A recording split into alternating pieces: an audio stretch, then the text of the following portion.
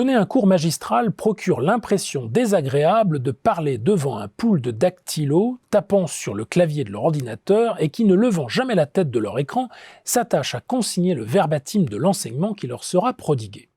Cette expérience déplaisante est relatée par le professeur Philippe Forest, romancier et professeur de littérature à l'université de Nantes, qui ne fait hélas qu'établir ce que beaucoup d'enseignants constatent chaque jour davantage, la dépendance de plus en plus grande des étudiants aux écrans. Or, la crise de la Covid-19 n'a fait que renforcer cette accoutumance progressive en obligeant professeurs, étudiants et parents, eux-mêmes contraints de télétravailler, à passer leur temps sur un mode distanciel, c'est-à-dire sur écran.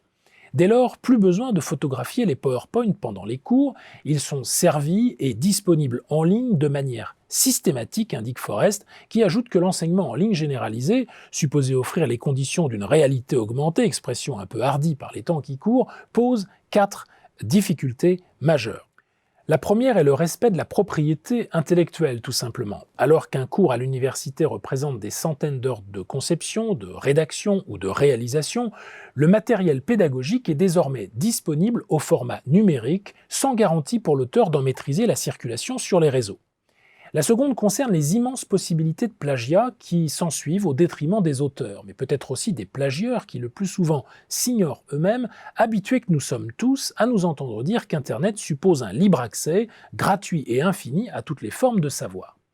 La troisième est en rapport avec le vaste système panoptique que représente l'enregistrement des cours et leur mise à disposition à distance. Les enseignements sont placés sous surveillance de tous et de toutes, de manière horizontale grâce à la disponibilité en réseau, sans que cela se voie, mais de façon continue. Page 52, l'auteur nous indique qu'en Chine, où il se rend souvent, de semblables caméras permettent à des représentants du Parti communiste de suivre en permanence les propos tenus par les professeurs et les étudiants et de juger, non sans conséquence, de leur conformité avec la ligne officielle qui s'impose au pays.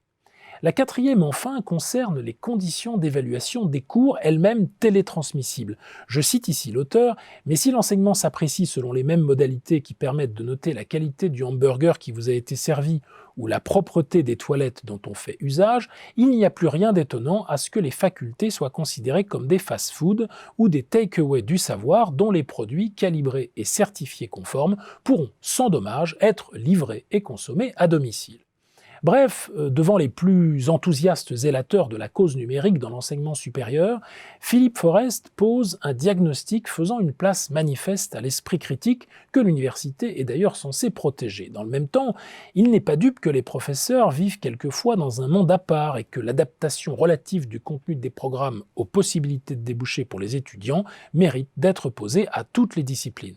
Il faut donc considérer ce court tract Gallimard, 18e du nom, comme un cri du cœur pour la salle de cours, dans ce qu'elle apporte d'interaction, de contestation et de complicité aussi, parfois, mais aussi comme une mise en garde pour le maintien de la qualité de l'apprentissage, quand il constate qu'en guise d'évaluation finale, les étudiants se contentent souvent, pour obtenir la moyenne à l'examen, d'un retour du cours à l'envoyeur tel qu'il a été télétransmis. En bref, la télé-école, dans les formes hybrides qu'elle épousera bientôt, ne réussira que si elle apprend elle-même à remettre le numérique à sa place, un outil fabuleux au service exclusif du goût d'apprendre et du plaisir d'enseigner, et non le pâle horizon de la connaissance désincarnée où la copie numérique ne sera bientôt plus à qui se rapporter, bref, où toute la documentation sera disponible en ligne sans que personne ne sache dire précisément quoi en faire.